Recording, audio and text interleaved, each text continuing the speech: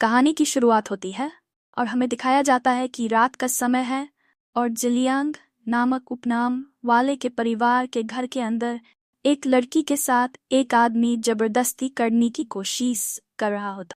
उस लड़की के शरीर में इतनी ताकत नहीं होती कि वो उस आदमी को रोक सके। बड़े भाई प्लीज ऐसा मत करो, प्लीज मुझे छोड़ दो, उस लड़की ने रोते हुए उससे कहा। ये आदमी उस लड़की के पिता की दूसरी पत्नी की संतान होता है। वो दरिंदा उस लड़की पर बिना कोई रहम दिखाए उसके गाल पर एक जोरदार थप्पड़ मारता है। जिलियांग मो ये उस लड़की का नाम होता है। जिलियांग उसका सरनेम और मो उसका नेम। तो हम इस लड़की को मो कहकर संबोधित करेंगे। मो, मुझे तुम्हारे साथ हिंसक होने के लिए मजबूर मत कर, उस आदमी ने कहा। फिर वो आदमी उस लड़की कपड़ों को फाड़ने की कोशिश करता है।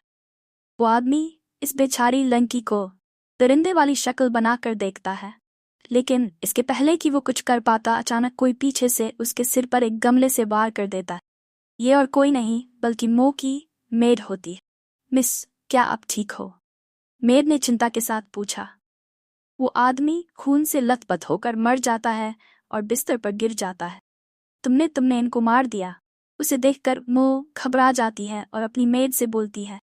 तभी उन्हें बाहर से लोगों के आने की आवाज़ सुनाई देती है। मैडम, आप इधर से होकर अपने रूम में वापस लौट जाओ और ऐसे नाटक करो जैसे कुछ भी नहीं हुआ हो, क्योंकि अगर आपको किसी ने यहाँ देख लिया तो सब कुछ खत्म हो जाएगा। वो आपको जिंदा नहीं छोड़ेंगे। उनकी आवाज़ सुनकर मेड उस लड़की से बोली, मैडम, आज तक आपने मुझे अपनी छोटी बहन की तरह माना है। आज समय है कि मैं आपके एहसानों को चुकाऊं।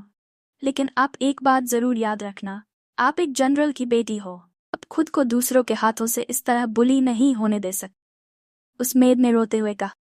फिर जब बाकी लोगों को उस आदमी की मौत का पता चलता है तो वे उस मेड और मो को पकड़कर लाने के लिए सिपाहियों को आदेश देते हैं, क्योंकि वो मेड मिस मो की मेड थी।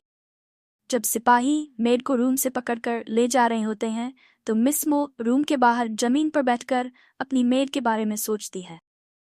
अब हमें एक हॉल का दृश्य दिखाया जाता है। उस हॉल में घर के सारे नौकर और कुछ सिपाही इकट्ठा हो रखे होते। वहीं एक कुर्सी पर एक लाल कपड़े पहनी हुई अधेड़ उम्र की औरत बैठी हुई थी। उसके पास में एक नीले कपड़े पहनी हुई लड़की खड़ी थी। मो की मेड को एक नौकर लकड़ी की बड़ी सी चीज से लगातार पीठ पर मार रहा होता है।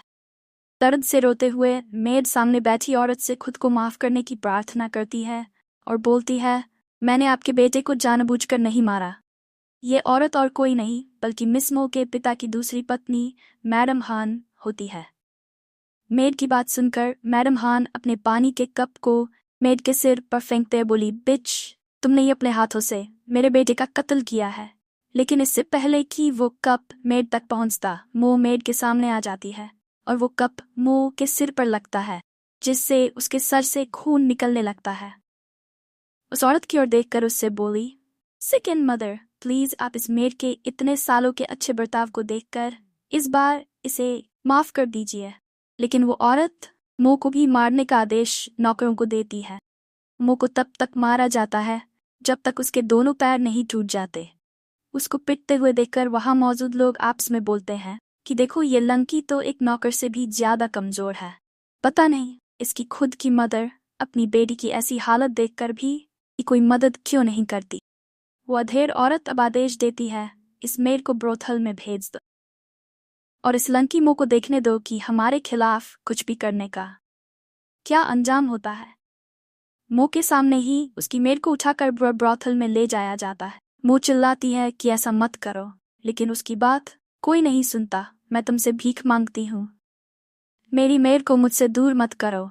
मेरे पास अब और कुछ भी नहीं बचा है जिसे मैं अपना कह सकूं। मो रोते हुए धीमी आवाज में बोली। तो इसी के साथ मैं इस एपिसोड को खत्म करती हूँ। अगर आप इस सीरीज के और भी एपिसोड देखना चाहते हैं तो मेरे चैनल को सब्सक्राइब जरूर करें और आप कमेंट करके कोई भी सुझाव देना चाहते हैं तो दे सकते हैं। मिलते हैं अगले एपिसोड में।